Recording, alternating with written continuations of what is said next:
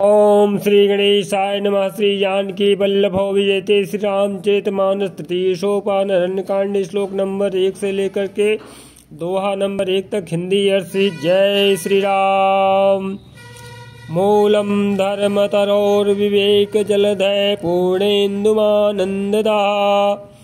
धर्म रूपी वृक्ष के मूल विवेक रूपी समुद्र को आनंद देने वाले, पूर्ण चंद्र वैरागी कमल के विकसित करने वाले, वैराग्याम्बुज भास्करम रागघन ध्वान्तापहम तापहम। इस प्रकार से वैराग्य रूपी कमल के विकसित करने वाले, सूर्य पाप रूपी घोर अंधकार को निश्चय ही मिटाने वाले, तीनों तापों को हरने वाले, मोहाम भोधर पूग पाट विधो स्वशंभुवं शंकरं वंदे ब्रह्मकुलं कलंक समनम श्रीराम भूपप्रियम। अर्थात समस्त जो है बादलों के समूहों को छिन्न भिन्न करने की विधि क्रिया में जो है तीनों तापों को हरने वाले भगवान श्री जनार्दन स्वरूप लक्ष्मी नारायण स्वरूप प्रभु श्री रामचंद्र जी अवतरित हुए हैं और कलयुग के समस्त पापों का नाश करने वाले हैं। मैं उन पावन स्वरूप ब्रह्मा जी के वंशज आत्मा तथा कलंक नाशक महाराज श्री रामचंद्र जी के प्रिय श्री शंकर जी की मैं वंदना करता हूँ। सांद्रानंद पयोद सौभगतनुम पीताम्बरम सुंदरम। जिनका शरीर जलयुक्त मेघों के समान सुंदर श्याम वर्ण एवं आनंद घन है, जो स्वयं में सुंदर वलकल का पीत वस्त्र धारण किए हैं। पाणवाण सरासनम कटिल सत्तूणीर्भारंबरम राजीवायतलोचनम धृतजटाजूटेन संशोभितम। जिनके हाथों में बाण और धनुष है, कमर उत्तम तरकस के भार से सुशोभित है, कमल के समान विशाल नेत्र है और मस्तक पर जटाजूट धारण किए हैं।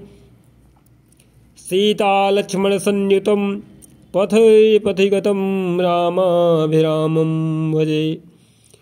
उन अत्यंत शोभायमान श्री सीता जी और लक्ष्मण जी सहित मार्ग में चलते हुए आनंद देने वाले श्री रामचंद्र जी को मैं भजता हूँ। जय श्री राम। उमा राम गुण गूढ़ और पंडित मुनि पावहि बिरति पावहि मोह विमूढ़ जे हरि विमुख न धर्म रति। जो भी महादेव पार्वती श्री रामचंद्र जी का गुणगान गाते हैं, उनके स्वतः पाप कट जाते हैं। श्री हे पार्वती, श्री महादेव शिव शंकर भोले ने कहा, हे पार्वती, श्री राम जी के गूढ़ गुण हैं, पंडित और मुनि उन्हें समझ करके वैराग्य प्राप्त करते हैं। परंतु जो भगवान से विमुख है और जिनका धर्म में प्रेम नहीं है, वह महामूढ़ उन्हें सुनकर महामोह को प्राप्त होते हैं, अर्थात महामोह को प्राप्त होते हैं। पुर नर भरत प्रीति में गाई। पूर्ववासियों के और भरत जी के अनुपम और सुंदर प्रेम की मैं अपनी बुद्धि के अनुसार गान किया है। मति अनुरूप अनूप सुहाई। अर्थात अपने मत के अनुसार मत के अनुरूप और अपनी बुद्धि के द्वारा जितनी बुद्धि थी उसी के अनुसार हमने गुणगान किया है।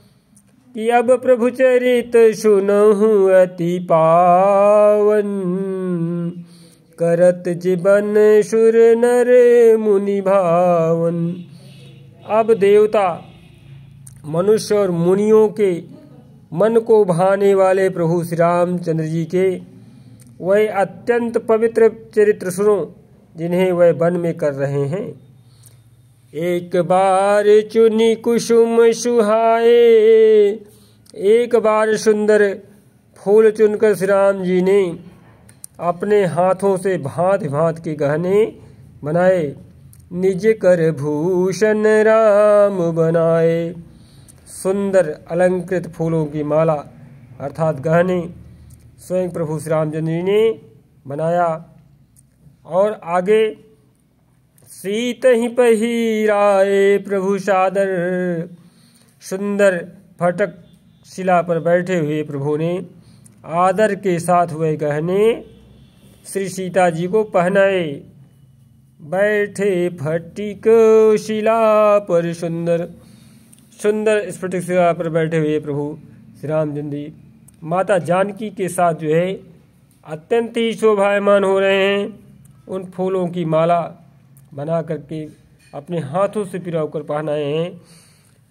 देवराज इंद्र का पुत्र अहंकारी जयंत कौवे का वेश धारण करके परीक्षा लेने के लिए आया कि सुरपति सुत धरिवाय सुवेशा और 60 चाहत रघुपति बल देखा।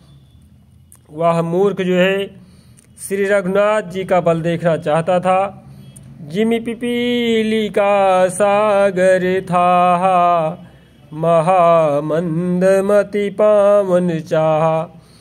जैसे महान मंद बुद्धि चींटी समुद्र का थाह पाना चाहती हो, उसी प्रकार से वह मूर्ख जो है भगवान श्री राम जी की बल बुद्धि का थाह लगाने के लिए माता सीता जी के श्री चरण कमलों में चोंच मारकर भागा। अर्थात सीता चरण चोंच हति भागा अमूढ़ मंदमति कारण कागा। वह छल बल से जो है भगवान की परीक्षा लेने के लिए कौवे का भेष धारण कर लिया और माता श्री सीता जी जगत जननी के श्री चरण कमलों में चोंच मारकर भागा। तो प्रभु श्री रामचंद्र ने देखा कि चला रुधिर रघुनायक जाना शीक धनुष सायक संधाना। जब रक्त बह चला अर्थात खून बहने लगा, तब श्री रघुनाथ जी ने जाना और धनुष पर सींक सरकंडे का बाण संधान किया। अति कृपाल रघुनायको सदा दीन पर नेह। श्री रघुनाथ जी जो अत्यंत ही कृपालु है और जिनका दीनों पर सदा प्रेम रहता है। तासन आई कीन्ह छलु मूर्ख यो गुण गे। वह मूर्ख जो है उनसे भी उस अवगुणों के घर मूर्ख जयंत ने आकर छल किया। प्रेरित मंत्र ब्रह्म सर धावा। मंत्रों से प्रेरित होकर वह जो है ब्रह्म बाण दौड़ा। चला भाजीवायस भय पावा। वह कौवा भयभीत होकर के भाग चला।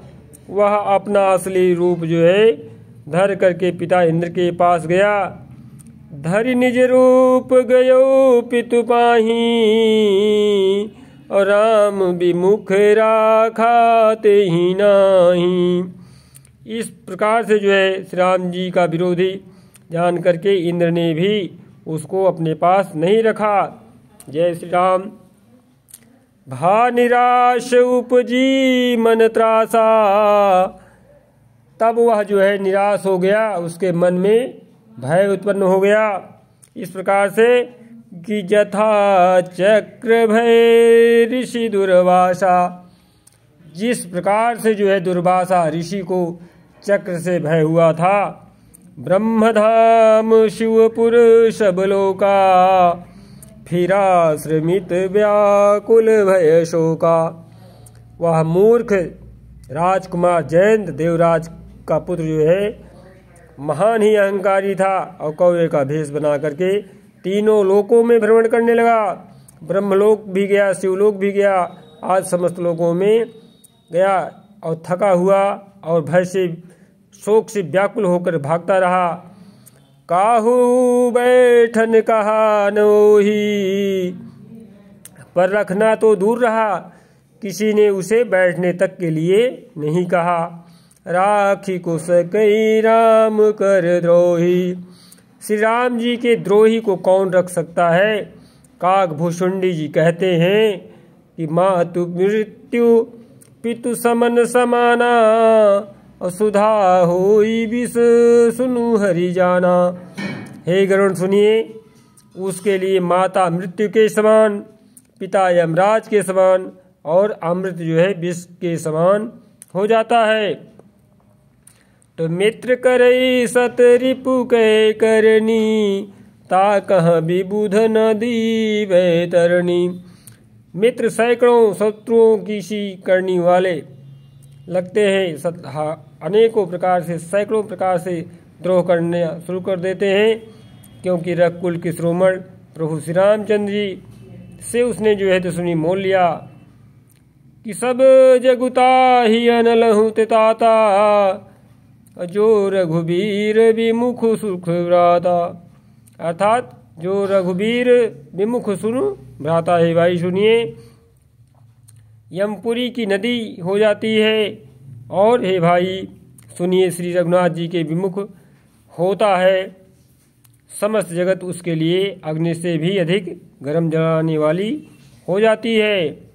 तो नारद देखा बिकल जयंता, लागी दया कोमल चित संतन। नारद जी ने जयंत को व्याकुल देखा तो उन्हें दया आ गई।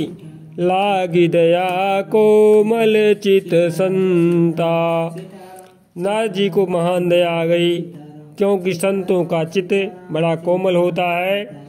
पठवा तुरत राम पहिताही, कहसी पुकारी प्रणत हित पाहि।